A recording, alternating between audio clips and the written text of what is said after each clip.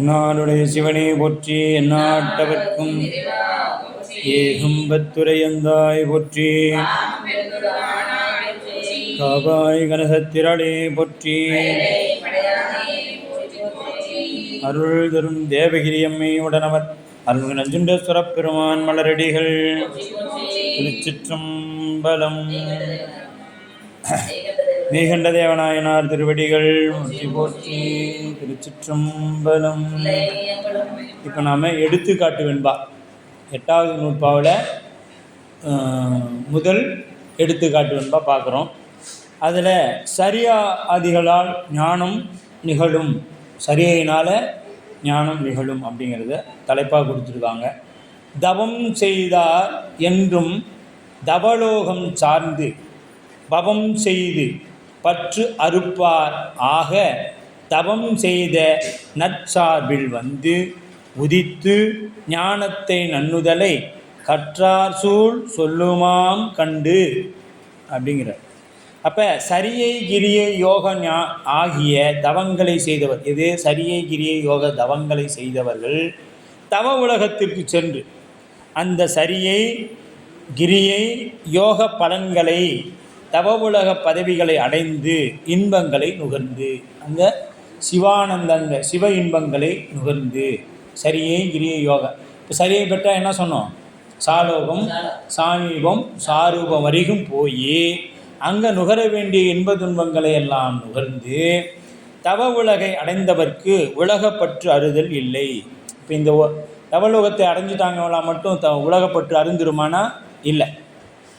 அதற்கு நம்ம அருளாளர்களையே நிறைய பார்ப்போம்.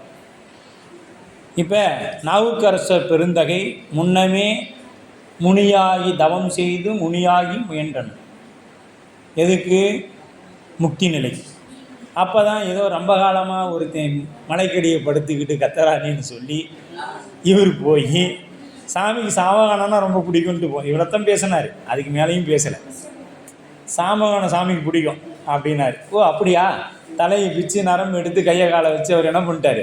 சாமகானம் வாசித்தார். சாமியும் அசாம காலை எடுத்து விட்டார் மயங்கி. அதில் மயங்கி எடுத்துட்டார். இறைவன் மயங்குவது அது ஒன்றுக்கு தான். சாமகானம் வாசித்தா இறைவன் அதற்கு மயங்கிடுவான். அந்த சாமகானத்திற பிரகாரம் தான் நமக்கு அந்த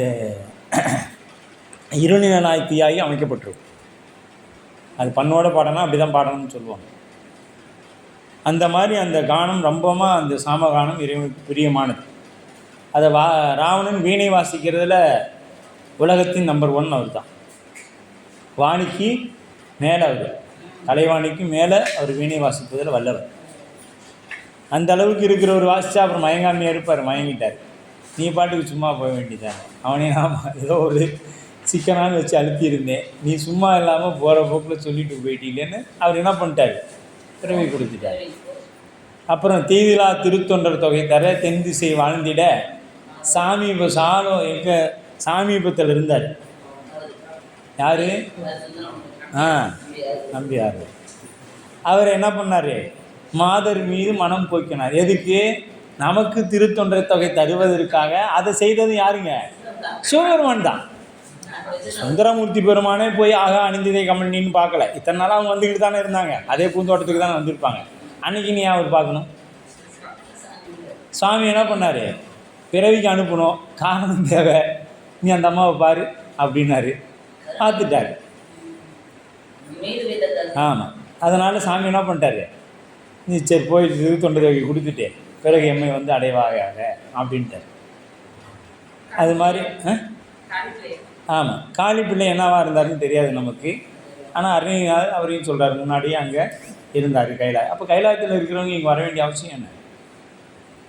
அப்போ ஞானம் அந்த சாயுச்சிய முக்தி பெறுவதற்காக. அதனால தான் இன்றைக்கி குரு பூசையில் 63 குரு பூசையில் என்ன சொல்கிறோம்? அவர்கள் வந்து அந்த குரு பூசையை வாங்கிக் கொள்வதில்லை. இப்போ திருநீலகண்டத்துக்கு கொய்யவனாருக்கு கொண்டோன்னா திருநீலகண்டத்துக்கு கொய்யவனாரை வந்து அந்த பூசையை ஏற்றுக்கொள்கிறார் இல்லை. சிவம் வந்து அந்த குரு பூசையை ஏற்று. அதனால தான் சிவ பூசைக்கு குரு பூசை கட்டாயமாக போகணும் அடியார்களை சொல்கிறோன்னா, சிவம் அந்த நாயனார் திருமேனியை அதிர்ச்சித்து நின்று அந்த பூசையை பெற்றுக்கொள்ளும். ஏன்னா அவங்க அங்கே என்ன பண்ணுவாங்க? நம்ம குரு பூசை நடக்கும், நம்ம போகணும்னு நினச்சாங்கன்னா அங்கே சிவத்தை நினைக்க முடியாது. இல்லை, அப்போ அவங்க சிவபெருமானையே நினைத்து கொண்டு இருப்பாங்க. சிவம் அவர்களுக்கு பதிலாக இங்கே வந்து பூசை ஏற்றுக்கொண்டு போகும். அவருக்கு பதிலாக சிவம் பூசையை ஏற்றுக்கிட்டு போகும். அதனால தான் நம்ம நாயன்மார்களுக்கு முன்னுரிமை கொடுக்கணும், முதல்ல அவங்கள வழிபாடு செய்யணும்னு சொல்கிற காரணம் அங்கே தான் சிவம் இருக்குது. ஏன்னா திருவாசகம் அதுதானே சொல்லுது, உடையாள் உந்தன் நடுவிருக்கும் உடையாள் நடுவு. அடியார் திருக்கூட்டத்தோட தான் அவர் அடியார்களோட தான் இருப்பார். அது என்னைக்கு தனிச்சு இருக்க மாட்டார் சிவம்.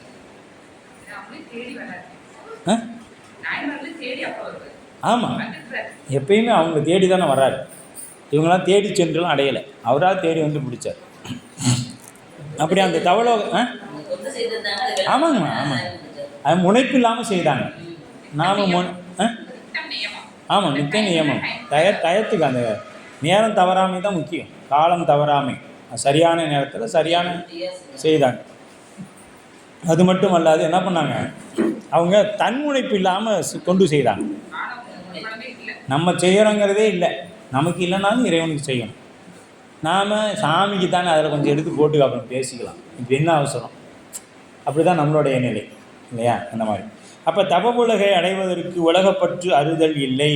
தவ உலகத்தை அடைஞ்சால் மட்டும் உலகப்பற்று அருந்துருமானா இல்லை. அதனால் தவத்தின் பயனை நுகர்ந்து கழித்த பின் அவ்வுலகத்தில் மீண்டும் வந்து பிறப்பர். பாருங்கள், சரியை கிரிய யோகத்தில் இருந்தாலும் நமக்கு என்ன உண்டு, பிறப்பு உண்டு. இந்த மனசில் வச்சுக்கிடணும். இதெல்லாம் வச்சுக்கிட்டோம்னா தான் நமக்கு கொஞ்சமாச்சு அந்த பயம்னு ஒன்று இருக்கும். அச்சோ, யோகத்துக்கு போனாலும் சாமி கொண்டு வந்து போட்டு வராமே, போட்டுட்டா மீண்டும் இப்படியா அப்படின்னு நினச்சோம்னா அங்கேருந்தே இங்கே வராததுக்கு என்ன வழியோ தேடிக்கலாம். இல்லைனா அச்சோ இப்போ தான் வந்தேன், அதுக்குள்ளே இங்கேருந்து முடிச்சேன், நீ சாமி மீண்டும் அங்கே போக சொல்கிறாரு, என்னத்தான் நான் செய்யறது அப்படிங்கிற நிலைமை ஆகிப்போம். அதனால் நாம் இப்போ இருக்கும்பொழுதே வாய்த்தது நந்தமக்கு இது ஒரு பிறவி, இப்போவே முடிஞ்ச அளவுக்கு பிடிச்சிடணும். எப்படியாவது ஞானத்தை பிடிச்சி மீண்டும் வாடாத நிலை, பிறப்புண்டே உன்னை என்றும் மறவாமை வேண்டும் அம்மையார் மாதிரி கேட்டோம். சாமி, நான் பண்ணன தொண்டுக்கும் லட்சணத்துக்கும் நீ பிறவி கொடுத்துருவேன், அது எனக்கு தெரியுது. ஏன்னா நான் கொஞ்சம் நஞ்சம் தப்பு பண்ணியிருந்தா பரவாயில்ல, நிறையா பண்ணிட்டேன், நிறையா கொடுக்கத்தான் செய்வேன், நீ என்னத்தையோ கொடு. அப்புறம் சாமி கேட்பார், சாமி என்னை நீ புழுவாக கூட பிறக்க வச்சுக்கோ, அதை பற்றி எனக்கு கவலை இல்லை, உன்னைய மறக்காத மாதிரி எதை வேணாலும் பிறக்க வச்சுக்கோ, புழுவாய் பிறக்கினும் புண்ணியா உன்னடி என் மனத்தே வலுவாய் இருக்கு வரம் தருவேன். இப்படி எப்படி வேணாலும் என்னை பிறக்க வச்சுக்கோ, ஆனால் உன்னை மறக்காத நிலையை மட்டும் கொடு. இதை தான் அருளாளர்கள் கேட்டாங்க, இதைத்தான் அருளாளர் கேட்டாங்க. நாமளும் இறைவனிடத்தில் அதை தான் கேட்கணும். அதற்கு என்ன வேணும், இதை கேட்கறதுக்கும் தவம் வேணும். தவம் இல்லைன்னா சும்மா கூட கேட்க முடியாது. இப்போ ஆமாம், தவம் முடியாது. இப்போ அடியார் நாடகத்தால் உன் அடியார் போல் நடித்து, நடிக்கிறதுக்கும் ஒரு தவம் வேணும். சிவனடியார் போல் நடிக்கிறதுக்காச்சும் தவம் வேணும். முதல்ல நடிக்கவே தவம் இல்லை, அப்புறம் எங்கே போய் நம்ம ஒரிஜினலாக வர்றது? நடிக்கிறதுக்கே தவம் இல்லை, அப்புறம் நாம் ஒரிஜினலாக எங்கே போய் வர்றது? முதல்ல நடிக்கவாது கற்றுக்கணும். நடிக்கிறதுக்கும் தவம் வேணும், அந்த தவம் இருக்குது, பரவாயில்ல. சாமி, நாடகத்தால் உன் அடியார் போல் நடித்து, ஈடகத்தை எப்படி கூட்டத்தோடு கூட்டமாக நானும் உள்ளாரும் குந்தரலான்னு ஓடுறேன். மாணிக்கவாசகர் சொல்கிறார், சாமி உன் அடியார் போல் நடித்தேன், எல்லாரும் கைலாயத்தை நோய்க்கும், அடையார் கதவும் அடையாமே, அந்த கதவெல்லாம் அடைக்கிறதுக்கு முன்னாடி எல்லாரும் வந்தாங்க, நானும் கூட ஒடியாந்துட்டேன் சாமி. ஆனால் நீ ஏமாந்துட்ட பற்றியா? நான் தனக்கு அன்பின்மை நானும் தானும் அறிவோம், தானினை ஆட்கொண்டது எல்லோரும் தான் அறிவோம். நான் உனக்கு அன்பு இல்லை, உன்கிட்ட என் மேலே நீ நிறைய அன்பு வச்சுக்கிற, ஆனால் உன் மேலே எனக்கு அன்பே கிடையாது. ஆனால் நீ ஏமாந்துரு சதுரா. யார் சதுரர்? ஆமாம், தந்தது உன் தன்னை கொண்டது என் தன்னை சங்கரா ஆறுகுலவோ சதுரர். நீ அறிவாளின்னு நினச்சிட்டு இருக்கிற சாமி, நீ அறிவாளி இல்லை, அடிமுட்டாள். மாணிக்கவாசகர் சொல்கிறாரு, நீ அறிவாளின்னு நீ நினச்சிட்டு இருக்கிற, ஆனால் நீ எப்படி தெரியுமா, தங்கத்தை கொடுத்து ஏனாச்சும் தகரத்தை வாங்கிட்டு வருவானா? நான் தகரம், நீ தங்கம். நீ என்ன பண்ணுற, தங்கத்தை என்கிட்ட கொடுத்துட்டு தகரம் எதுக்கும் ஆகாத துருப்பிடிச்ச தகரத்தை வாங்கிட்டு வந்து நீ வச்சுக்கிட்டே சாமி, முன்னே மாதிரி முட்டாள் உலகத்தில் ஏனாவது உண்டா அப்படின்னு மாணிக்கவாசகர் சொல்கிறார். இப்போ இதெல்லாம் எங்கன்னா, அங்கே சரியை கிரிய யோகம் செய்த பொழுது அந்த உலகத்திலிருந்து மீண்டும் நாம் அங்கே இருந்து உலகப்பற்று இல்லைன்னா அப்படியே அடுத்தடுத்த நிலைக்கு சாமி கொண்டு போயிடுவாங்க. இல்லை அப்படின்னா செமஸ்டர் இருந்துச்சுன்னா அது என்ன சொல்லுவாங்க, அரியர் இருந்துச்சுன்னா வந்து அரியர் கிளியர் பண்ணி தான் ஆகணும். பிஹெச்டியே பண்ணாலும் அரியர் இருந்துச்சுன்னா என்ன பண்ண முடியும்? நான் பிஹெச்டி பண்ணுறேன், அரியர்லாம் எழுத முடியாதுன்னு சொல்ல முடியாது. அரியர் எழுதி தான் ஆகணும். எழுதினா தான் பிஹெச்டி கம்ப்ளீட் ஆகும். சரிங்களா? அப்போ நாம் மறுபடியும் அரியர் வரணும். ஏதோ நம்ம காலேஜில் நம்ம மேலே வச்சு மரியாதையின் காரணமாக அடுத்தது போட்டு அது கொஞ்சம் எழுதியிருப்பா, பாஸ் பண்ணிடு, ஒரு சப்ஜெக்ட் தான் இருக்குது அப்படின்னு சொல்லுவாங்க. நாம் எழுதிட்டு பாஸ் பண்ணிட்டோம்னா பரவாயில்ல, அதெல்லாம் எழுத முடியாதுன்னா சரி நீ அப்போ மறுபடியும் அங்கேயே போ அப்படின்னு வருவாங்க. அதுபோல் சிவம் நமக்கு என்ன பண்ணும்? சரியை கிரியை யோகங்கள் இருக்கும் பொழுது உலகப்பற்றின் மீது ஏதேனும் நமக்கு ஆசை ஏற்பட்டால் சாமி இங்கே துரத்திடுவாங்க. இதை அனுபவிச்சுட்டு மீண்டும் அங்கே போயிட்டு அப்படியே அங்கேருந்து அப்படியே போகிறதுக்கு முயற்சி பண்ணணும். இல்லைன்னா இங்கே வந்துட்டு ஞானத்தை அடைஞ்சி ஞான நூல்களையும் ஞான ஆசிரியர் குருநாதர் உபதேசம் செய்ததையும் கடைபிடித்து அப்படியே ஞானத்துக்கு போகிறதான் பார்க்கணும் ஒழிய மீண்டும் இந்த பக்கம் திரும்பிட்டோம்னா மீண்டும் என்னைக்கு எத்தனை பிறவி வரப்போகிறோம்னு நமக்கு தெரியாது. ஏன்னா இதை நாம சொல்லலை, அருளாளர்களே சொல்லிட்டு போயிட்டாங்க. குழுவாய் பிறக்கணும் சாமி, என்னை எப்படியோ கொண்டு போய் போட்டாத சாமி, எப்படியாச்சும் உன்னோட கூட்டிகிட்டு போயிடு. மாணிக்கவாசர் கேட்டார், இத்தனை பேரை கூட்டிகிட்டு போனேன், 999 பேர்த்த கூட்டிகிட்டு போனீங்க, என்னை இப்படி அம்போன்னு விட்டுட்டு போயிட்டியே சாமி, அப்படி நான் என்னத்தான் பாவம் பண்ணிவிட்டேன்? நான் தான் பெரிய பாவம் பண்ணிட்டேன், குன்றே அணையா குற்றங்கள், பெரிய மலை மாதிரி குற்றம் செய்ய, அதை நீ குணம்னு கொண்டுட்டா உனக்கு என்ன குறைஞ்சி போயிடுச்சு? உன் முதல்ல ஏதாவது குறைஞ்சி போச்சா? ஆமாம், குன்றே அணையா குற்றங்கள் குணமாம் என்றே நீ கொண்டால் என் தான் கெட்டது இறங்கிடா என் தோல் முக்கன்யம்மா. உனக்கு என்ன கெட்டு போயிடுச்சு? உன் முதல்ல ஏதாவது கொட்டு குறைஞ்சி போச்சா? ஆமாம் ஆமாம் கேட்குறாரு குன்றே அணையா குற்றம் குணம்னு நீ கொண்டுட்டா என்ன போயிடுச்சு? அதை நம்ம முதல்ல என்னமோ என்னை விட்டுட்டு போயிட்ட அப்படின்னு கேட்குறாரு. உரிமை, அது உரிமை வேணும்ல, சாமிகிட்ட போய் அந்த உரிமையை கேட்குற உரிமை வேணும் நமக்கு.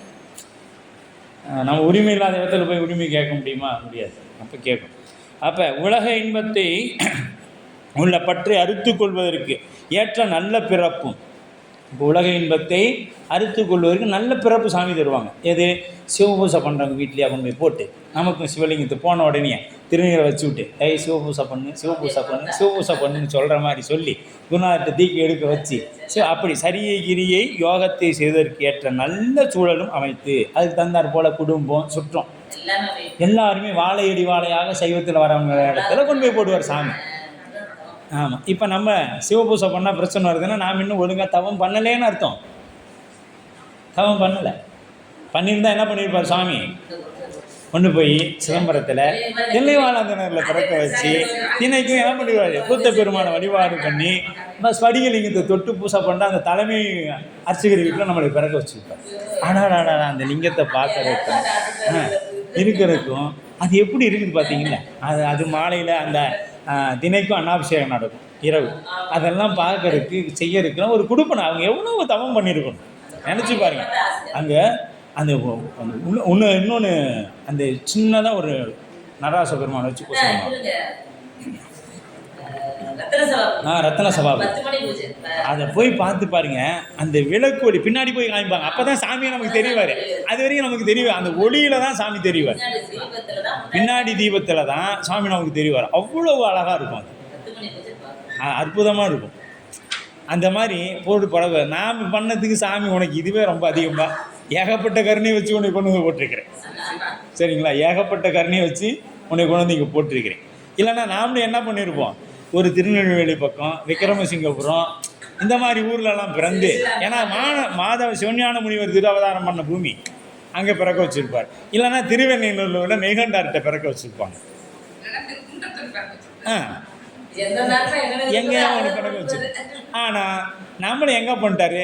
அந்த எங்கேயுமே ஒரு தீவு மாதிரி இருக்குது, அந்த ஊரில் போய் பெற அப்படின்னு சொல்லி கொண்டு வந்து போட்டு உன் பக்குவத்துக்கு நீ செய்த பாவத்துக்கு இங்கே போதும் இரு அப்படின்ட்டாங்க. இல்லைன்னா எத்தனை பாடல் பெற்ற தலங்கள், எத்தனை ஊரில் எவ்வளோ அடியார்கள் அழகழகாக இருக்கிறாங்க, அழகழகாக தொண்டு செய்கிறாங்க. அழகழகான உருவத்தில் இல்லை, இறை தொண்டில் அந்த 63 செய்யக்கூடிய அந்த பணிகள்லாம் பார்த்தோம்னா அவ்வளோ அற்புதமாக. நாம் என்ன செய்கிறோங்க? நாம் சும்மா 4 நாளைக்கு ஆட்டம் பாட்டு ஆர்ப்பாட்டம் பண்ணிட்டு விட்டுட்டு போயிடுறோம். அவங்க ஒவ்வொரு நாளும் செய்யக்கூடிய அந்த நிகழ்வுகளெல்லாம் பார்க்கும் பொழுது அவ்வளோ அற்புதமாக இருக்குது. நாமெல்லாம் என்றைக்கடா இந்த மாதிரி வந்து செய்ய போகிறோம் அப்படின்னா எத்தனை பிறவி சாமி கொடுத்தாலும் நமக்கு எப்போ கொடுப்பாரோ தெரியல. சரி விடுங்க. ஏற்ற நல்ல பிறவி நல்ல சூழல் அவர்களுக்கு வாய்க்கும். அத்தகைய நட்பு சார்பில் வந்து பிறந்து உலக பயன்களை பற்றின்றி பாருங்கள், அந்த சார்பில் வந்து பிறந்தோம்னா உலக பயனில் பற்று வருமா? வராது. பற்று இன்றி அத்தவத்தை முற்று செய்வார். அதனால் உலகப்பற்று அறுத்து ஞானத்தை பெறுவார்.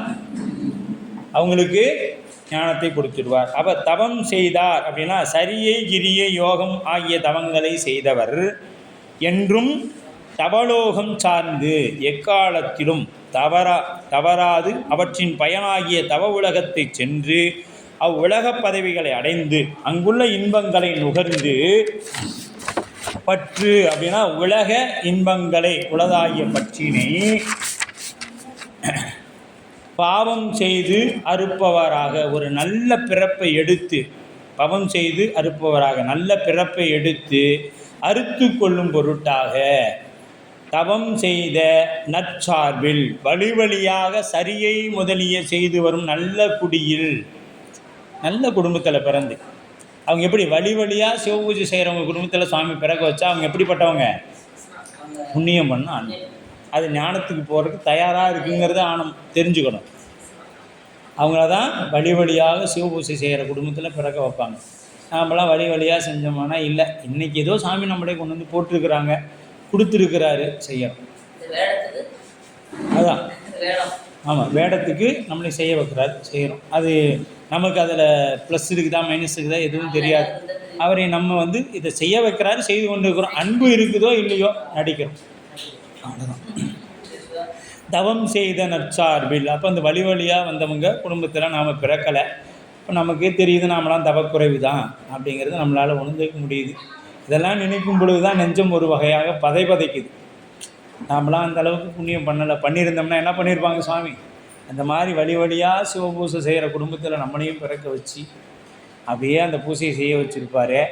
இன்றைக்கி ஏதோ இப்படி பிறக்க வச்சு ஏதோ சேற்றில் முளைத்த செந்தாமரை போல் சேத்துல இருந்தாலும் நம்மளை அவரை நினைக்க வைக்கிற கருணையை நினச்சியும் நாம் பெருமைப்பட்டுக்கலாம். இந்த ஒரு வகையான பயமும் நாம் எவ்வளோ பண்ணினோமோ தெரியல, சுவாமி இப்படி போட்டுட்டாருங்கிற ஒரு பயமும் நம்ம இடத்துல இருக்கத்தான் செய்யும். ஆமாம்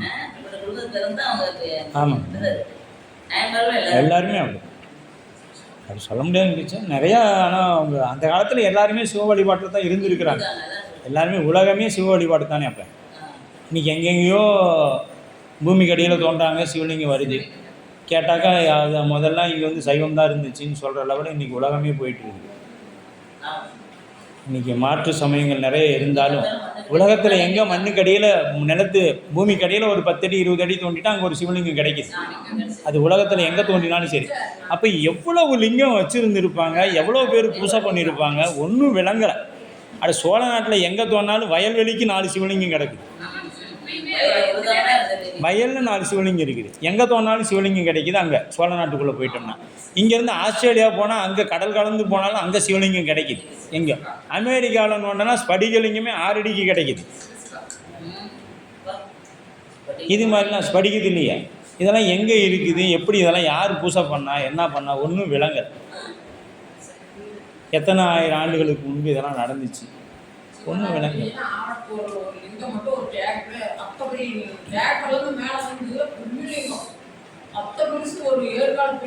அதாங்க, அது பள்ளிக்கூடத்தில் இருந்தது. பள்ளிக்கூடத்து பிள்ளைங்க அதில் ஏறி சர்க்கிள் விட்டுட்டு இருந்தாங்க. ஆவடத்தூரில் இருக்கிற லிங்கத்தில் முதல்ல நாம் அந்த லிங்கத்தை போய் எடுக்கும் பொழுது இருந்துச்சு. அதில் மேலே ஸ்கூல் பிள்ளைங்க மேலே ஏறி மேலேருந்து சர்க்கிள் விடுவாங்க. சுவாமி இப்படி இருப்பார் கிரவுண்டில் நடு கிரவுண்டில் இப்படி இருந்தார். அவங்க மேலே ஏறி அப்படி விழுவாங்க. அப்புறம் நாங்கள் இப்போ கூட்டிகிட்டு போய் இது லிங்கம்னு காமிச்சாங்க நம்மளை. அங்கே தோணுனோடனே பக்கத்தில் ஒரு நந்தி இருந்துச்சு, பழங்காலத்து நந்தி, வெள்ளை கலரில். அது இன்னமும் இருக்குது அந்த கோயிலில்.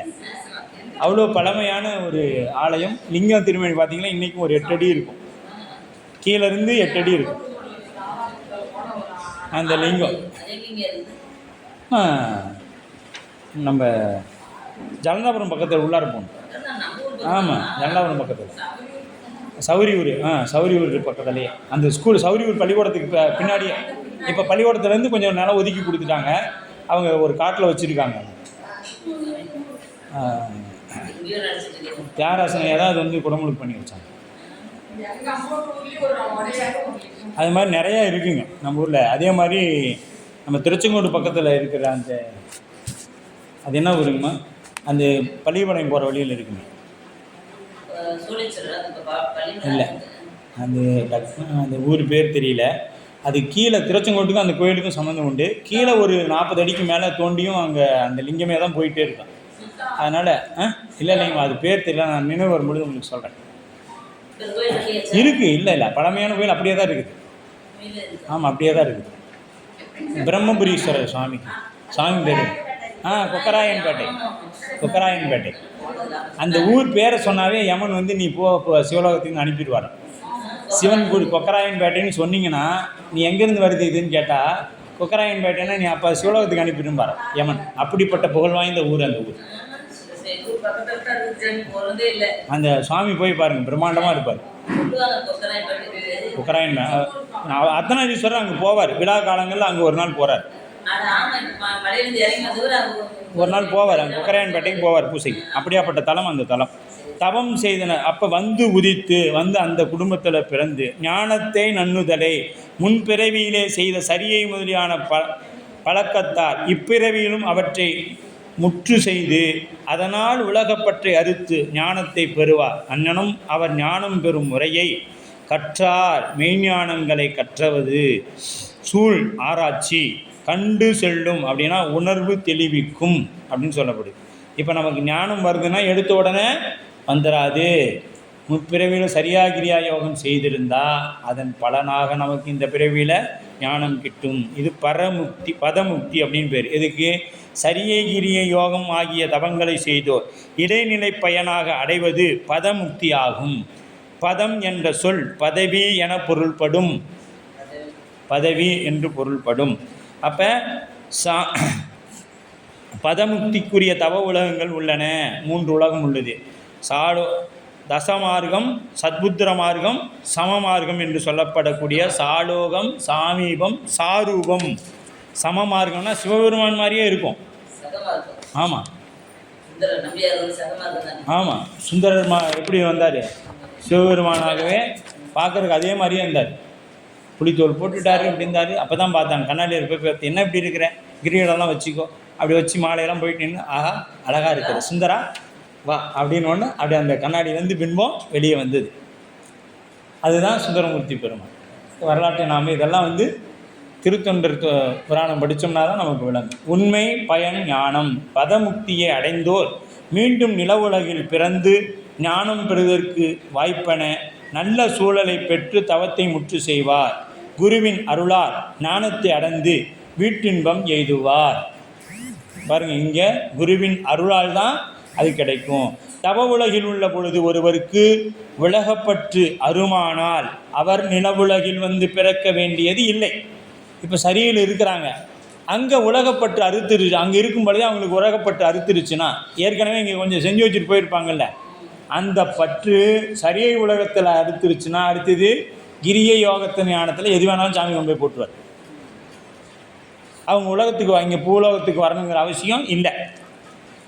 அவர்கள் ஞானத்தை எய்தி எங்கிருந்து வீடு அடைவார். இப்போ இந்த 3 உலகத்தில் அவங்க எங்கேருந்து வேணாலும் ஞானத்தை அடைஞ்சிடுவாங்க. சரியை முதலியவற்றுக்கு இடைநிலை பயன் பதமுக்தி ஆயினும் உண்மை பயன் ஞானமே ஆகும். இது பதமுக்தி தான். ஆனால் உண்மையான பயன் அடையணும்னா என்ன பண்ணணும்? ஞானத்தை பெறணும். அப்போ எடுத்துக்காட்டு 2. வேள்வி முதலிய தவத்தால் ஞானம் உண்டாகாது, சரியை முதலிய தவத்தாலே உண்டாகும். வேள்வி செய்கிறேன், நான் தினைக்கும் வேள்வி செய்து கொண்டே இருக்கிறேன் அப்படின்னா அதனால் உனக்கு ஞானம் கிடைத்திருமானா கிடைக்காது. வேள்வி முதலிய செயல்களை பயன் கருதாமல் செய்தால் அச்செயல்களே ஞானத்தை கொடுக்கும் என்பார். அதனை மறுத்து சரியை முதலிய தவமே ஞானத்தை கொடுக்கும் என்பதை வலியுறுத்துவதற்கு 2வது எடுத்துக்காட்டு கூறுகிறது. 2வது எடுத்துக்காட்டு என்ன பண்ணுதுங்க? வேள்வி செய்கிறதுனால உனக்கு ஞானம் கிட்டிடாது. பசித்து உண்டு பின் பசிப்பினை ஒக்கும் இசைந்து வருவினையின் இன்பம். இசைந்த இருவினை ஒப்பில் இறப்பில் தவத்தான் மறுவனாம் ஞானத்தை வந்து அப்படின்றார். அப்போ நல்வினைகளை செய்தால் விளையும் இன்பம் நிலையில்லாதது. நல்வினை செய்தால் விளையும் இன்பம் என்னப்பட்டது? நிலை இல்லாதது. பசித்தவன் உணவை உட்கொண்டு அதனால் எய்தும் இன்பம் போன்றதாகும். இப்போ காலையில் சாப்பிட்டோம், மதியம் சாப்பாடும் போயிடுச்சு உள்ளார. இது இன்னும் எவ்வளோ நேரம் தாங்கும்? மாலை ஒரு 5 மணி வரைக்கும். அப்புறமேட்டு எதையாவது உள்ள தள்ளணும். இல்லைன்னா ஐயா சோர்வாக இருக்குதுங்கய்யா, எப்போ தாங்க வகுப்பு முடிப்பீங்க அப்படிங்கிற நிலை வந்துடும். ஐயா உணவு உண்டதும் வரும் இன்பம். அப்போ உணவு உண்டவுடனே அப்பாடா இன்றைக்கி சூப்பராக இருந்தது போங்க, பாப்பாத்தி அம்மா கொடுத்த தயிர் சாதமும் பருப்பு சாதமும் அவ்வளோ நல்லா இருந்துச்சு அப்படின்னு சொல்லிட்டோம். எவ்வளோ நேரம் சொல்லுவோம்? இன்னும் ஒரு 2 மணி நேரத்துக்கு சொல்லிக்கலாம். அப்புறமே அது மறந்துட்டு வேறு என்ன கிடைக்கும் அப்படின்னு பார்ப்போம். அதுபோல் உணவு கொள்பவனுக்கு அவ்வப்பொழுது வரும் நிலையில்லாத இன்பம் போன்றதே வேள்வி முதலியவற்றால் வரும் இன்பம். இப்போ வேள்வி செய்தனால் வர இன்பம் எப்படின்னா, இந்த பசி மாதிரி, பசிக்கு கிடைத்த உணவு எப்படியோ அதுபோல தான் வேள்வி செய்தனால் நமக்கு கிடைக்கக்கூடிய இன்பம். அதனால் ஒரு பெரிய நிரந்தர இன்பம் கிடைத்திடாது. இசைந்து வருவினையின் இன்பம் வேதத்தால் சொல்லப்பட்டு வருகின்ற வேள்வி முதலிய கருமங்களில் அடையும் இன்பம் எல்லாம் பசித்து உண்டு பின் பசிப்பனை ஒக்கும். ஒரு முறை பசிக்கு உண்ணும் அது நீங்குதற்கு உணவு உட்கொண்டவுடன் அப்பொழுது அடையும் இன்பத்தைப் போல நிலையில்லாது ஒளியும் இன்பங்களே ஆகும் வேள்வியினால் வரக்கூடிய இன்பம். இசைந்த இருவினை அறநூல்களில் சொல்லப்பட்ட நல்வினை தீவினை ஆகிய இருவினைகளும் இறப்பில் தவத்தால் அழிதல் இல்லாத சரியை முதலிய சிவபுண்ணியங்களால் இறப்பில் தவம், அதுக்கு பேர் ஏதாவது தவம், இறப்பில் தவம் ஒப்பில் தம்முள் சமமானால். எது இருவினை ஒப்பில்னா இருவினை ஒப்பில் பக்குவ நிலை வாய்க்கும், இருவினை ஒப்பு வாய்க்கும். அதனை பெற்றவன் ஞானாசிரியரை தேடி அடைந்து அவனிடத்தின் ஞானத்தை பெறுவான். ஞானத்தை பெறுவான், வந்த ஞானத்தை மறுவான். அவன் ஞானாசிரியரை தேடி அடைந்து அவன்பால் ஞானத்தை பெறுவான் என்று சொல்லப்படுது. வேள்வி முதலிய வினைகளால் ஞானம் உண்டாகாமை தவத்தால் இருவினை ஒப்பு ஞானமும் நிகழ்தல். தவத்தால்னா சரியை கிரிய யோகங்களால் நமக்கு என்ன நிகழும்? இருவினை ஒப்பு நிகழும். இருவினை ஒப்பு நிகழ்ந்தால் தான் நமக்கு என்ன கிடைக்கும்? ஆமாம், சத்தினிவாதம். அதுக்கு அடுத்தது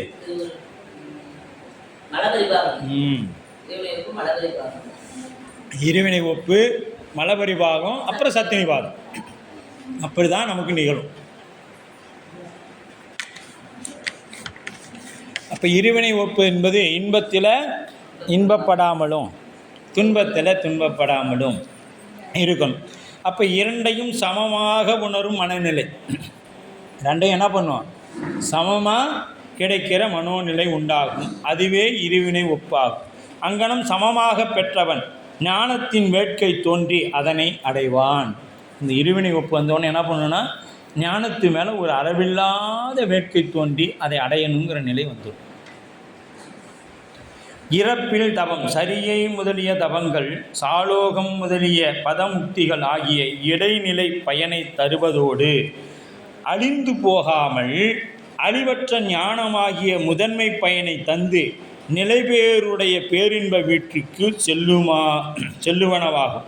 அது பற்றி அத்தவங்களை இறப்பில் தவம் எனப்பட்டது. இப்போ சரிக்கு வந்துட்டோம்னாவே நமக்கு என்ன கிடச்சிருச்சு? நமக்கு என்ன கிடச்சிருச்சு? என்ட்ரன்ஸ் டிக்கெட் கிடச்சிருச்சு. முக்திக்குரிய என்ட்ரன்ஸ் டிக்கெட் கிடச்சிருச்சு. இப்போ இதில் நாம் வரிசையில் நின்று எத்தனாவதாக நிற்கிறோன்னு நமக்கு தெரியாது. நமக்கு முன்னாடி 1000 பேர் இருக்கிறாங்களா 2 பேர் இருக்கிறாங்களான்னு நமக்கு தெரியாது. ஆனால் மொத்தத்தில் வரிசையில் நிற்கிறதுக்கு நமக்கு டிக்கெட் கன்ஃபார்ம், நாமளும் டிக்கெட் கன்ஃபார்ம். அப்போ இதில் நாம் மகிழ்ச்சி அடைந்து கொள்ளலாம். ஆஹா, திருநீர் உத்திராகத்தை கொடுத்து உபதேசம் கொடுத்து நமக்கு சாமி டிக்கெட் கன்ஃபார்ம் பண்ணிட்டார்.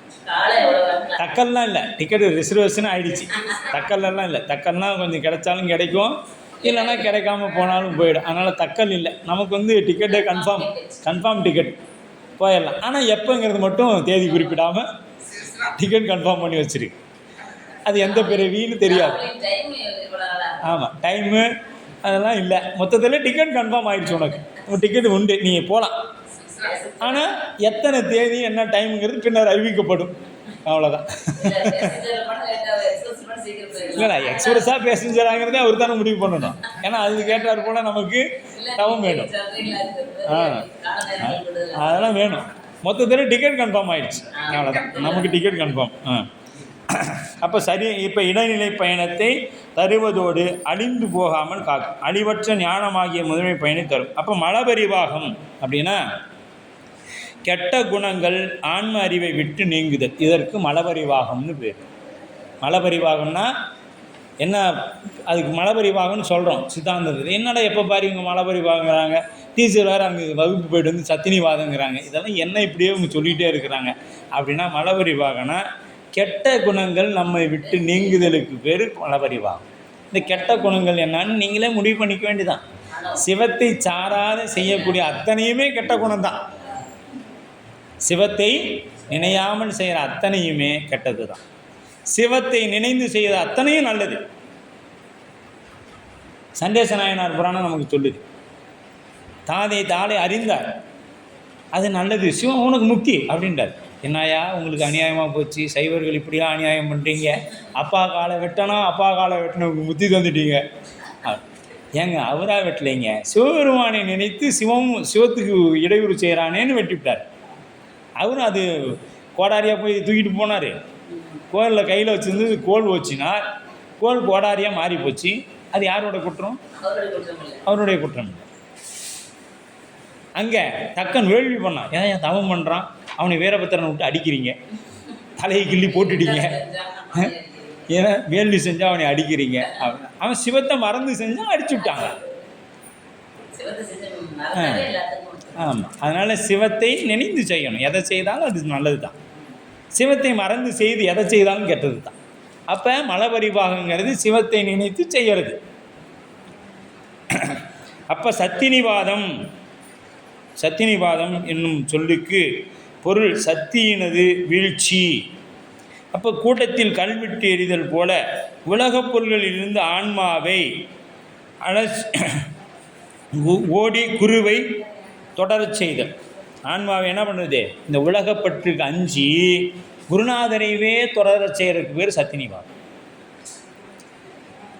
அப்போ இதில் பார்த்திங்கன்னா மந்த சத்தினிவாதம், தீவிர சத்தினிவாதம், தீவிரத்தில் தீவிர சத்திரவாதம் அப்படின்னு இருக்குது. இப்போ பக்குவ நிலையில் இருக்குது இல்லை, பக்குவம், தீவிர பக்குவம், அதிதீவிர பக்குவம் அப்படிங்கிற மாதிரி சத்தினிவாதத்துலேயும் அந்த மாதிரி இருக்குது. இதெல்லாம் நாம் சரியாக கடைபிடிச்சோம்னா இறைவன் நமக்கு அந்த உரிய ஞானத்தை கொடுப்பான் என்று ரெண்டாவது கூறு. ஞானம் தானாக வருவதில்லை. ஞானம் நமக்கு என்ன பண்ணாது? ஞானம் தானாக வந்துருமானா வராது. அப்போ இறைவனே குருவாக வந்தால் தான் நமக்கு என்ன கிடைக்கும்? ஞானம் வரும். இப்போ தவ முதிர்ச்சியினால் ஞானத்தை பெறுதற்குரிய பக்குவம் உணர்த்தியதை உணர்த்தியவாறே கொள்ளுதல், உணர்த்திய திறன் உண்டாகும் எனப்படும். பக்குவங்கிறது என்னது? பக்குவம், அவ்வளோதான். தவத்தினால் ஞானத்தை உணரத்தக்க நிலை வாய்க்குமே அன்றி ஞானமே தானாக வந்து வாய்த்திடாது. தவத்தினால் ஞானத்தை உணரத்தக்க நிலை ஏற்படுமே அன்றி தானாக என்ன பண்ணாது? ஞானம் வராது. அதனால தான் அந்த ஞானேதோ தவம் செய்தேன் சிவாய நம என பெற்றேன். இது அப்படியே கொண்டு கூட்டி படிக்கணும்னு சொல்லுவாங்க. சிவாய நம என பெற்றேன் நானேயோ தவம் செய்தேன். அதான் தவம் செய்தேன் சிவாய நம என பெற்றேன், சிவாய நம என பெற்றேன் தவம் செய்தேன். அதை கொண்டு கூட்டி படிக்கிறது பேர் அது. அதாவது திருவாசகம் படிக்கக்குள்ளைங்க ராகத்தோடு படிக்கக்கூடாது. ஆமாம், மேக குறிஞ்சியில் தான் எல்லாமே திருவாசகம் படிக்குவோம், அதெல்லாம் படிக்கக்கூடாது. அப்படியே ஒவ்வொன்றும் உணர்ந்து மெதுவாக படிக்கணும். ஆமாம். கடையவனே கருணையினால் கலந்து ஆண்டு கொண்ட விடையவனே விட்டுடுதி கண்டார் விரல் வேங்கையின் மேல் உடையவனே மண்ணு முத்திர கோஷம் அங்கைக்கு அரசு சடையவனே கலர்ந்தேன் எம்பிரான் என்னை தாங்கிக் கொள்வேன். அப்படி அப்படியே உணர்ந்து படிக்கணும் திருவாசகம். நாம் சடை கடையவனேனே கருணையினால் கலந்தாண்டு கொண்ட விடையவனே விட்டுடுதி கண்டாய் வீரல் வேங்கையிந்தோ உடையவனே மண்ணு முத்திர கோசமங்கை கரசே சடையவனே என்னை தாங்கிக் கொள்ளேன் அப்படின்னு சொல்லி டக்குன்னு அவ்வளோதான் முடிஞ்சு போச்சு. இப்போ அடுத்து போய்ட்டோம். ஆனால் அப்படி படிக்க உணர்வு வராது, கண்ணில் தண்ணி வராது, கண்ணில் தண்ணி வராது. அப்போ அந்த கடையவனா பாடு, கடையவனா கிடக்கிற நான் சாமி கடையவனே கருணையினால் கலந்து ஆண்டு கொண்ட நீ எப்படிப்பட்ட விடையவனே விட்டுடுதி கண்டாய் விரல் வேங்கையின் தோல் உடையவனே மண்ணு முத்திர கோஷம் அங்கைக்கு அரசே சடையவனே தளர்ந்தேன் எம்பிரான் என்னை தாங்கிக் கொள்ளேன். எப்போ தாங்கிக்குவாங்க? ஒருத்தன் தளர்ந்து போயிட்டானா வந்து அப்போ நீ என்னை வேற யாராவது தாங்க வேண்டாம் சாமி, நீங்கள் வந்து தாங்கிடுங்க சாமின்னு கேட்குறாரு. சடையவடி தளர்ந்தேன் என்னை தாங்கிக் கொள்ளேன். என்னால் முடியலன்னா அப்போ தான் வந்து தாங்குவாங்க. முடியல சாமி என்னால், மாணிக்கவாசகர் அர்த்தம் சொல்ல, என்னால் முடியல கூட்டிகிட்டு போயிட இணையசத்தை அப்படின்னு கேட்பார். அப்படி உணர்ந்து திருவாசகத்தை படிக்கணும். திருவாசகத்தை உணர்ந்து படிக்கணும். அதை அப்படிலாம் ராகமெல்லாம் படித்தோம்னா உணர முடியாது. ஆனால் கேட்பதற்கு இனிமையாக இருக்கும், நல்லா கேட்கலாம். ஆனால் சிலர் பாடும் பொழுது கேட்டோம்னா, நமக்கு பாடும் பொழுது கேட்டால் அழுக வரும், ஆனால் நம்ம பாடணும்னா அழுக வராது.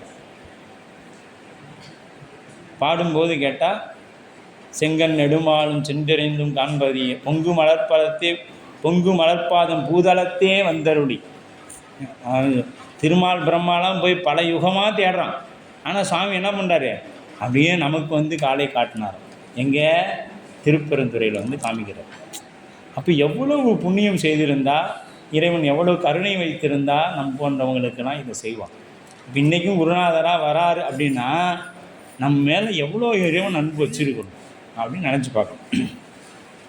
அப்போ தவத்தினால் ஞானத்தை உணரத்தக்க நிலை. அப்போ பாலுண்ணும் குழந்தை அப்போதே கல்வி கற்காது, 5 வயது அதுவும் தானாக கற்காது, அதற்கு ஒரு ஆசிரியர் வேண்டும். இப்போ பக்குவம் வந்துருச்சு அப்படின்னா எப்படி பக்குவம் வரும்னா, பிறந்த உடனே ஒரு குழந்தை என்ன பண்ணாது?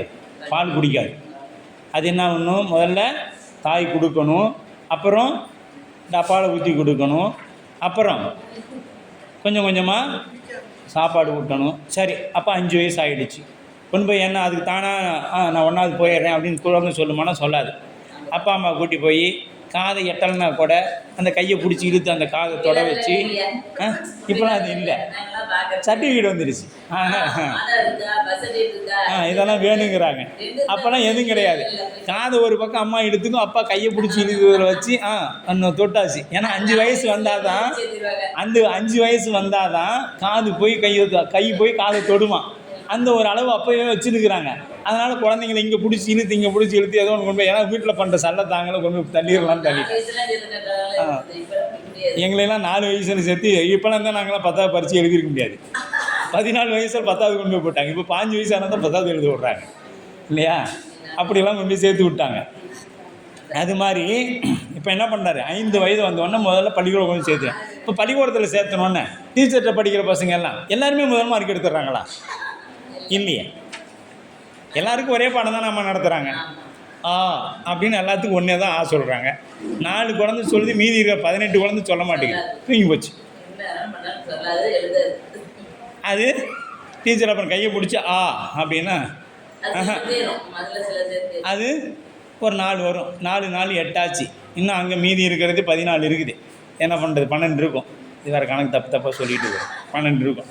அப்போ நானாசிரியர் என்று நானும். இப்போ அந்த குழந்தைக்கு ஆசிரியர் என்று ஏதாவது தெரியுமானா தெரியாது. பருவம் வந்துருச்சு, பருவம் வந்தோடனே தெரிஞ்சுக்குமானா தெரியாது. அப்போ அதற்கு ஒரு ஆசிரியர் தேவை. அதுபோல் ஆன்மாவும் உலக கல்விக்கு ஆசிரியர் தேவைன்னா, இது ஞானத்தை உணர்த்தக்கூடிய கல்வி. ஞானத்திற்கு என்ன தேவை? ஞான குரு சிவம் வரணும். அப்போ நானாசிரியர் இன்றி ஞானம் சித்திக்காது. நானாசிரியர் இன்றி ஞானம் சித்திக்காது. அப்போ சில பேர் என்ன சொல்லுவாங்க? எனக்கெல்லாம் எந்த குருநாதனும் தேவையில்லை, சிவமே குருநாதன். நான் போய் தட்சிணாமூர்த்தி முன்னாடி உட்காந்தேன்னா அவரே எனக்கு எல்லாத்தையும் உணர்த்துவார். எப்போனா பல காலம் உட்காந்துருந்தேன்னா யாராவது ஒருத்தர் வழியாக வந்து இதை நீ இப்படி செய்யக்கூடாதுப்பா, இப்படி செய்யணும்னு முதல்ல ஆரம்பிப்பார். அதையும் ஒத்துக்க மாட்டாங்க பத்தியா. உயிரை ஞானத்தை உணர்த்தல் பக்குவம் வந்த பின்னரே அன்றி எக்காலத்தும் அன்று. உயிருக்கு ஞானம் எப்போ வரும்னா பக்குவம் வந்த பின்னாடி தான் வரும், இல்லைனா எக்காலத்தும் வராது. பக்குவம் வருவதற்கு முன் உணர்த்துதல் கூடாது. ஆசிரியராக இருக்கிறவங்க என்ன பண்ணணும், பக்குவம் வர்றதுக்கு முன்னாடி அவனுக்கு போய் சொன்னால் அது குற்றம், பக்குவம் வந்த பின்னாடி சொல்லாமல் விட்டாலும் குற்றம். இதுதான் ஆசிரியருக்கு பிரச்சனை. பக்குவம் வராத ஒரு ஆன்மாவுக்கு ஞானத்தை போதித்தாலும் குற்றம், பக்குவம் வந்த பிறகு ஞானத்தை போதிக்கவில்லை என்றாலும் குற்றம். பார்த்துக்குங்க. அப்போ ஒரு வீட்டில் உள்ள ஒருவருக்குற்ற நோயானது, இப்போ பாருங்கள், ஒரு வீட்டில் இருக்கிறாங்க, ஒருவருக்குற்ற நோய் நிலைமை வீட்டில் உள்ள உறைபவருக்கு அறிவாரி அன்றி அதனை வெளியிலிருந்து உள்ள பிறர் அறிவாங்களான்னு அறிய மாட்டாங்க. இது எப்படின்னா, ஆமாம், அகத்துள் நோய்க்கு உள்ளன அன்றி அதனை சகத்தாரும் காண்பாரோ தான் என்பது திருவருட்பயன். அவங்க திருவருட்பயனில் அது சொல்லப்படும். அந்த மாதிரி நமக்குள்ளே இருக்கிறவங்களுக்கு தான் நமக்கு என்ன தேவைன்னு தெரியும். நமக்குள்ளே இருக்கிறது யார்? சிவம். அவருக்கு தான் இந்த உயிருக்கு என்ன தேவைன்னு தெரிஞ்சு செய்வார்.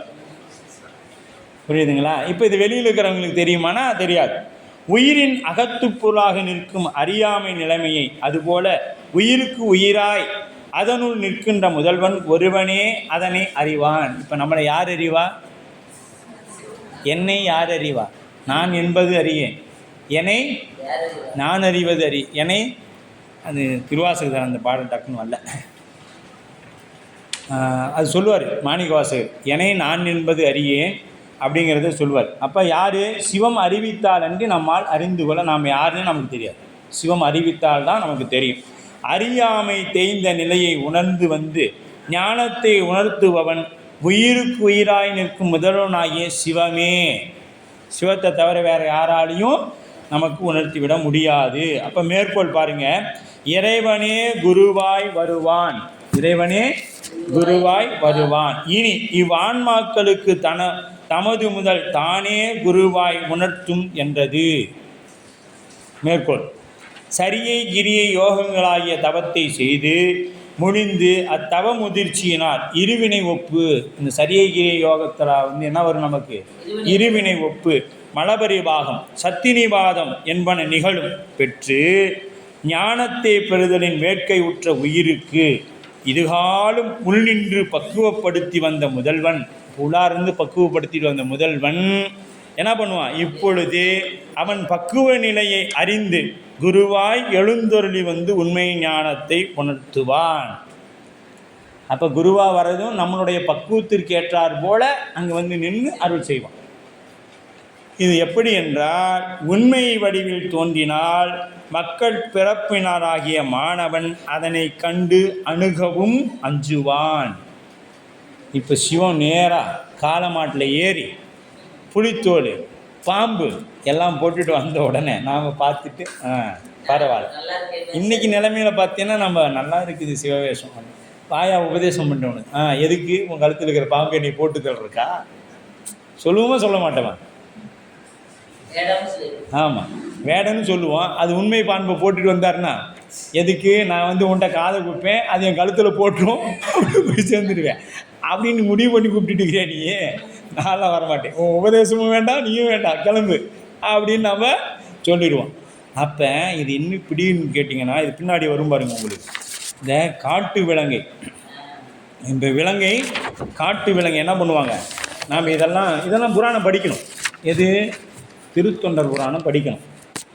இந்த கண்ணப்ப நாயனார் இருந்தார், அவங்க வீட்டு வாசலில் புலி, சிங்கம், கரடி, காட்டு பூனை, மான் எல்லாமே ஒவ்வொன்று, யானை எல்லாம் ஒவ்வொன்றும் ரெண்டு ரெண்டு கட்டி வச்சுக்கிறாங்க.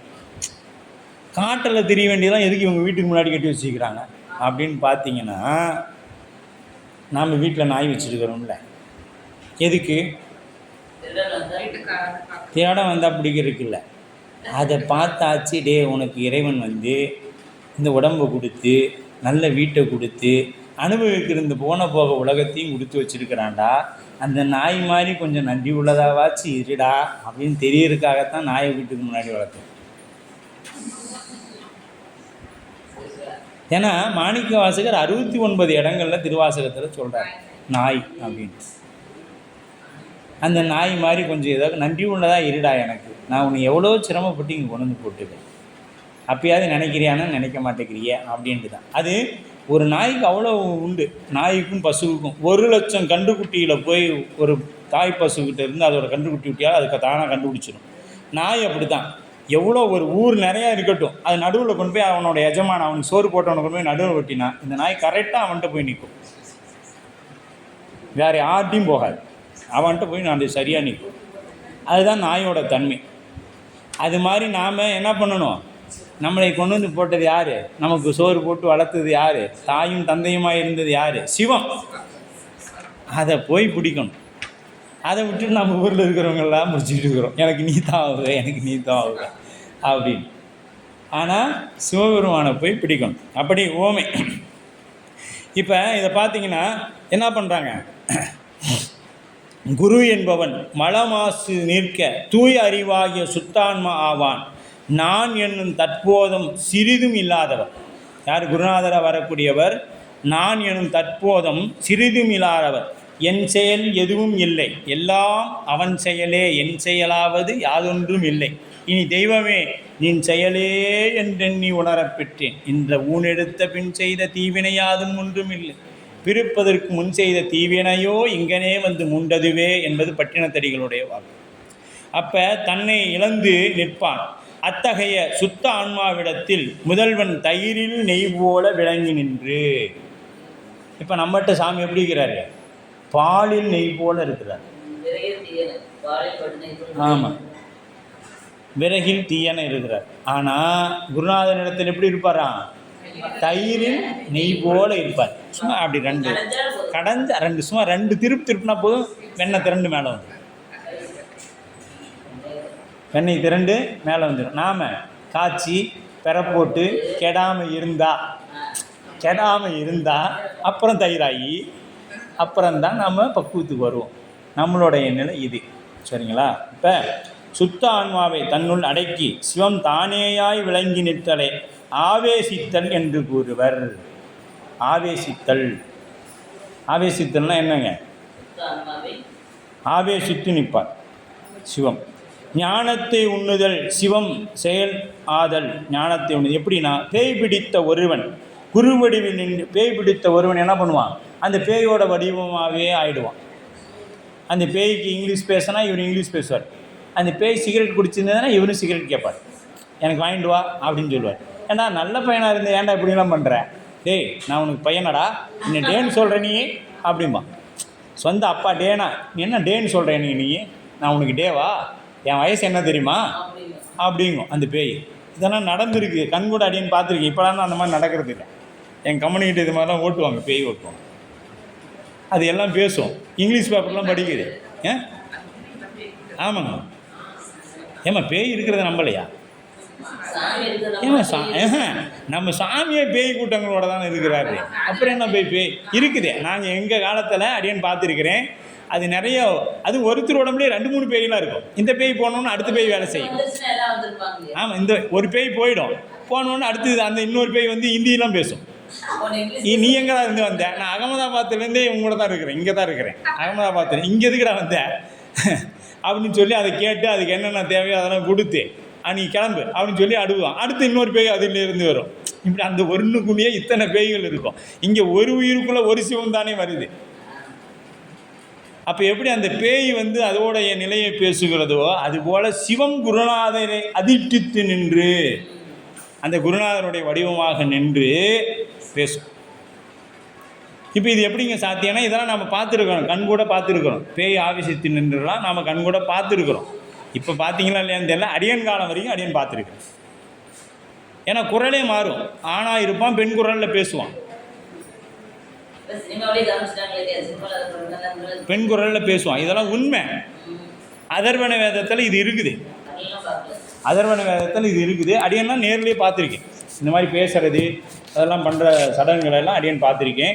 அது உண்மை, கண்கூட பார்த்துருக்கேன். அடியன் பேய் ஓட்டினதெல்லாம் கண்கூட பார்த்துருக்கேன். அது பேசுகிறதையும் கேட்டிருக்கேன். அவருடைய குரலுக்கும் வந்திருக்காங்க. அதுதான் ஆவேசித்து நிற்றல். வரும், அது தேவை முடித்தோன்னே அது போயிடும். அது அனுபவிக்கிறதுக்கு ஒரு உடம்பு தேவை.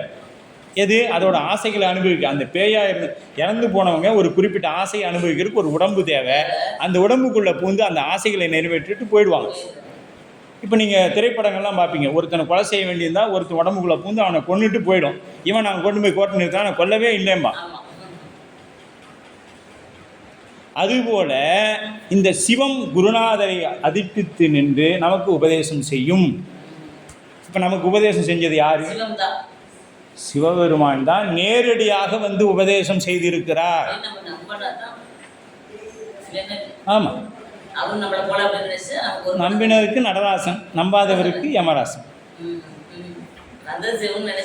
ஆமாம், நம்பினவருக்கு நடராச பெருமான், நம்பாதவருக்கு யமராசன். சரிங்களா? நம்பிக்கை இருந்தால் தான், இப்போலாம் நம்பிக்கை இருந்தால் தான் சாமி சொல்லுவாங்க. இன்றைக்கி சில பேர் தீக்கி எடுக்கிறாங்க. எப்படின்னா எடுத்து ஒரு 2 நாள் செய்கிறாங்க, 3ஆவது நாள் அவங்களோட பெரிய ஞானாசிரியர் ஆயிடுறாங்க. அதான் மிகப்பெரிய ஒரு வருந்தத்தக்க செய்தி. அவங்க அவ்வளோதான், அவங்களே தன்னை ஒரு சாமியாராக பாவிச்சுக்கிறாங்க. எல்லா வேலையும் அவங்களே செய்கிறாங்க. முடிஞ்சால் அவங்களே உபதேசம் பண்ணுறாங்க. ஆமாம், அவங்களாம் அடைஞ்சிட்றாங்க. நமக்கெல்லாம் இன்னமும் பயமாக இருக்குது. ஏன்னா ஒரு எப்படி ஒரு நான் அடிக்கடி அதை சொல்லுவேன், ஆலயத்திற்கு வந்தால் எப்படி ஒரு புண்ணியம் செய்தால் பல புண்ணியங்களாக பெருகுதுன்னு சொல்கிறாங்க. அப்போ நம்ம ஒரு பாவத்தை செய்தாலும் பலதாக பெருகும். அப்போ குருநாதர் சொன்னபடி நிற்கலை அப்படின்னா, குருநாதர் ஒன்று எங்கேயாவது போய் இந்த தீக்கை பெற்று இதை பண்ணுன்னு சொல்லியிருக்கிறார். என்ன சொல்லிக்கிறார்? காலை மாலை 5 எழுத்து சொல், இடைவிடாது சிவன் கோயிலுக்கு போ, அங்கே அடிமை தொண்டு செய், தில்லைவாழ் அந்தனர் பதிகும் படி, தில்லைவாழ் அந்தனர் தம் அடியார்க்கும் அடியேன், திருநீலகண்டத்துக்கு உயவனார்க்கடியேன், இல்லையே என்னாது ஏற்பகைக்கும் அடியேன். இப்படி நான் அடிமைன்னு சொல்லிக்கிட்டு வா, இந்த உயிர் அடிமையாகும். இந்த உயிர் அடிமையாகும். யாருக்கு? அடியார் பெருமக்களுக்கு அடிமையாகும். ஏன்னா அடியார்களுக்கு அடிமையானால் தான் ஆண்டவனுக்கு அடிமையாக முடியும். கட்சி தொண்டனிடத்திலேயே நீ அடிபணிஞ்சு நடக்க மாட்டேங்கிற, அப்புறம் தலைவன் சொல்லி எங்கே நீ கேட்க போற? தலைவன் எங்கே இருக்கிறான்? அடியார் உள்ளத்துள் இருக்கிறான். அவையார் சொல்லிட்டாங்க, உங்கள் சாமி எங்கேப்பா இருக்கிறாரு? அடியார் உள்ளத்தில் இருக்கிறாங்க, போங்க. ஆமாம்,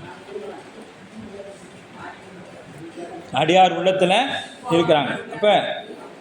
இப்போ குடிவடிவில் நின்று ஞானத்தை உடுத்துபவன் சிவன் ஆதலால் விளங்கும்.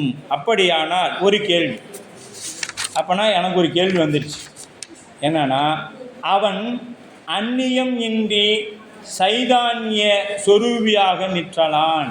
ஏதுள்ள பாருங்க, சைதான்யம் அறிவு. அப்போ குருவாக சுத்த ஆன்மாவை குறித்து நின்றதே முதல்வன் குரு ஆகிய சுத்த ஆன்மாவிடத்தில் தான் வேறாய் நில்லாமல் அதுவே தானாய் ஒன்றிருந்து நின்று அவ்வான்மாவை தன் வடிவமாக திருமேனியாக கொண்டு ஞானத்தை உணர்த்துவார். அது பற்றியே தமது முதல் தானே குருவுமாய் உணர்த்தும் என மேற்கோள் கொண்டது என்பதாகும். ஐயத்தை போக்குதல். அப்போ பசுகரணங்கள் சிவகரணங்களாய் நிற்கும் குருவினது வடிவத்தை முதல்வன் தன் வடிவமாக கொள்ளுதல் பொருத்தமாகிறது. இப்போ இதை சிந்திக்கும் பொழுது நமக்கு என்ன ஆகுது? குருநாதரை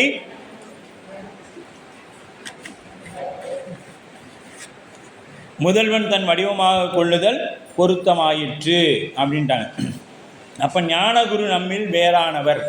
இப்போ ஞானகுருங்கிறவர் நம்மளை மாதிரியா அப்படின்னு ஒரு கேள்வி. இப்போ ஞானகுருங்கிறவர் நம்மளை மாதிரியானா இல்லை. வேடர் கூட்டத்தில் உள்ள விலங்குகளை கையகப்படுத்துவதற்காக அவ்வாறு இணங்க விலங்குகளை பழக்கி வைத்திருப்பார்கள். பார்வை விலங்குன்னு பேர். இதற்கு என்ன பேர்? பார்வை விலங்கு. தும்பிக்கி யானை. என்ன பேர்? தும்பிக்கி யானை. அது மாதிரி எடுத்துக்காட்டு மூவகை உயிர்கள். இந்த பார்வை விலங்கு என்பது என்னங்க? பழக்கப்பட்ட விலங்கு. இது போய் அங்கே நின்றுட்டு என்ன பண்ணுவோம்? அது ஆபத்தில் இருக்கிற மாதிரி கத்தும். இப்போ மான் கூட்டத்தை வேடர்கள் வேட்டையாடினா இது என்ன பண்ணுவாங்க? ஒரு இடத்துல போய் பிடிச்சி கட்டி வச்சுருவாங்க. அது என்ன பண்ணுன்னா ஆபத்தில் இருக்கிறது போல் கத்தும். அது என்ன பண்ணுவோம்? நம்ம இனத்தவங்க யாரோ இங்கே ஆபத்தில் இருக்கிறாங்கன்னு சொல்லி மற்ற மான்கள் எல்லாம் வரும். அப்போ இவங்க வேட்டையாடிடுவாங்க, மறைஞ்சிருந்து வேட்டையாடுவாங்க. சிவமும் அதைத்தான் நமக்கு செய்து கொண்டிருக்கிறது. நாமளை பிடிக்கணும்னா நம் போலவே இருக்கக்கூடிய ஒரு உடம்பை தேர்ந்தெடுத்து அந்த உடம்பின் வழியாக வந்து நமக்கு உபதேசம் செய்கிறது. இதுதான் குரு செய்து பார்வை விலங்குன்னு பேர். அப்போ இந்த எடுத்துக்காட்டு 1, மூவகை உயிர்கள் பாசப்பிணியில் பற்றி அவற்றை மூவகைப்படுத்தி கூறுதல். மூவகை உயிர்கள் என்னன்னா விஞ்ஞான கலர், பிரளயா கலர், சகலர். இந்த விஞ்ஞான கலர், பிரளயா கலர் 3வது ஆணவம், கண்மம், மாயினும் 3 மலங்களை உடைய உயிர்கள். இதற்கு சகலர் என்று பெயர். மலங்களை உடைய உயிர்கள் சகலர். விஞ்ஞான கலர், பிரளயா கலர் என்ற பெயர்கள் உள்ள அகலர் என்பதற்கு கலை இல்லாதவர் என்று பொருள். இவர்களுக்கு என்ன பேருங்க? கலை இல்லாதவர்கள். மயக்கம் தன்மை உடைய மாயையோடு, மாயையை குறிக்கும் மயக்கும் தன்மையுடைய மாயையோடு கூடியவர்கள் சகலர் எனப்படுவர். அத்தகைய மாயையோடு கூடாமையால் மயக்கம் இல்லாதவர்கள் என்ற பொருளில் ஏனைய இருவகையினரும் அகலர் எனப்பட்டனர். விஞ்ஞான கலர் அகலர், சரிங்களா? பிரளயா அகலர் அப்படின்னு சொல்லப்படும்.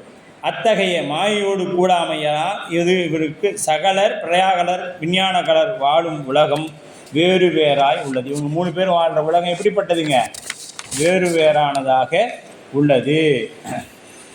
அப்போ வெண்பா பாருங்க, மெய்ஞானம் தனை விளையும் விஞ்ஞான கலருக்கு 218 பக்கம்.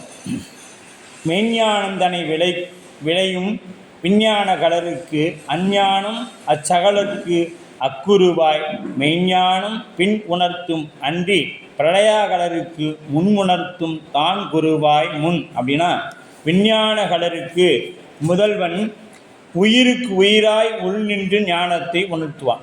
விஞ்ஞான கலரில் இருக்கிறவங்களுக்கு உயிருக்கு உயிராய் உள் நின்றே உணர்த்துவான். பிரளயா கலரில் இருக்கக்கூடியவர்களுக்கு முதல்வன் 4 தோள்களும் 3 கண்ணும் கரைமிடரும் கரை கண்டமும் முதலியவற்றை உடைய தனது இயற்கை வடிவோடு முத்தொழிலை நடத்துவதற்கொள்ளும் இந்த உருவத்தோடு முன்னே நின்று குருவாய் உபதேசம் செய்த உண்மை ஞானத்தை உணர்த்துவான். இப்போ விஞ்ஞான கலருக்கு என்ன பண்ணுவான்? உள்ளுக்குள்ளே இருந்தே உணர்த்திடுவான். பிரளயா கலரில் இருக்கிறவங்களுக்கு 4 தோள்கள், புலித்தோல், சடாமுடி இப்படிலாம் வந்து நமக்கு உணர்த்துவான். சகலருக்கு முதல்வன் குருமூர்த்தம் உதவியாய் மானுட வடிவிலே மறைந்து நின்று உண்மை ஞானத்தை உணர்த்துவான். இவ்வாறு உணர்த்துதல் படற்கையில் நின்று உணர்த்துதல் எனப்படும். இப்படி நின்று உணர்த்துறதுக்கு என்ன பேருங்க? படற்கையில் நின்று உணர்த்துதல் எனப்படும். விஞ்ஞான கலருக்கு ஆணவம் ஒன்றே உடைய ஆணவம் மட்டும் இருக்கிறவங்க விஞ்ஞான கலர். மெய்ஞானம் உண்மை ஞானம் தானே விளையும் அவர்களுக்கு. தானேனா அதுவே விளைஞ்சிராதே, இறைவன் உள் நின்று உணர்ந்து கொள்ளுவார்கள். இறைவன் உயிருக்கு உயிராய் உள் நின்று உணர்த்தும் முறைமையினால் உண்டாகும். பிரளயாகலருக்கு ஆணவம் கண்மம் ஆகிய இருமலங்களை உடையவர்கள் பிரளயாகலர். இவங்களுக்கு என்ன இல்லை? மாயை இல்லை. ஆணவமும் கண்மமும் பிரளயாகலருக்கு உண்டு. அவங்க என்ன பண்ணுவாங்க? இருமலங்கள் உடையவர்கள். இவர்களுக்கு இறைவன் 4 தோல் புலித்தோல் 4 தோள்களும் புலித்தோலும் அணிந்து கொண்டு வந்து அருள் செய்வான். அவ்வாறு அன்றி தான் குருவாய் இறைவன் 4 தோள்களும் முக்கண்ணும் கரைமிடரும் முதலியவற்றை உடைய தனது இயற்கை வடிவோடு குருவாய் தோன்றி முன் உணர்த்துவான். முன் நின்று உணர்த்துவான், ஞானத்தை உணர்த்துவான். அஞ்ஞான அச்சகலருக்கு, அது அஞ்ஞான சகலர்களுக்கு ஆணவம் கண்மம் மாயை ஆகிய 3 மடயங்களும் உடையராய் முக்குணங்களும் மயங்குகின்றவராய் உள்ள சகலருக்கு அக்குருவாய் இறைவன் மானுட வடிவில் உள்ள குருவினிடத்தை அவனை தானே மேம்பட்டு விளங்கி அக்குரு வடிவில் மெய்ஞானம் பின் உணர்த்துவான். பின்னாக நின்று உண்மை ஞானத்தை உணர்த்துவான் அப்படின்னு சொல்லப்படுது. அப்போ தானே விளையும் என்பதன் பொருள் விஞ்ஞானருக்கு சொல்கிறாங்க இல்லையா? தானே விளையும் அப்படின்னா தானே வந்துடுமா அப்படின்னா அப்போ அங்கே முதல்வனோட பெருசாகி போச்சு இல்லை? அப்போ வராது. விஞ்ஞான கலர் உள்ளவர்கள் இறைவன் உணர்த்தாமலே ஞானத்தை தானே விளையும் என்பது தவறானது. தானே விளையும் என்பதற்கு எளிதில் விளையும் என்பது பொருள். அவங்களுக்கு மிக அருகாமையில் அப்படியே கிட்டிடும். ஒரு வேள்வி. அப்படியானால் இறைவன் எல்லா உயிர்களுக்கும் ஒரு வகையில் ஞானத்தை உணர்த்தாமல் வேறு வேறு வகையாக உணர்த்த காரணம் என்ன? இப்போ இறைவன் பெருங்கருணையாளன். நாம் கேட்கலாம், அப்போ உங்கள் இறைவன் தான் பெருங்கருணையாளன் ஆச்சு, ஒரே முறையில் எல்லாத்துக்கும் உணர்த்தலாமே, எதுக்கு தனித்தனியாக 3 உலகத்தை வச்சு அது தனித்தனியாக உணர்த்தணுமானா, அறிவிக்க அன்றி அறியா விலங்கள் செரியுமா முன்பின் குறைகள் நெறியில் குறைவுடைய சொற்கொள்ளற் கொள்பவத்தின் வீடு என் குறைவின் சகன் சூழ் கொள்பவர்க்கு படிமுறையில் தாம் தம் பக்குவ நிலைக்கு ஏற்ப அறிவிக்கவே அறியும் தன்மையுடைய உயிர்கள்.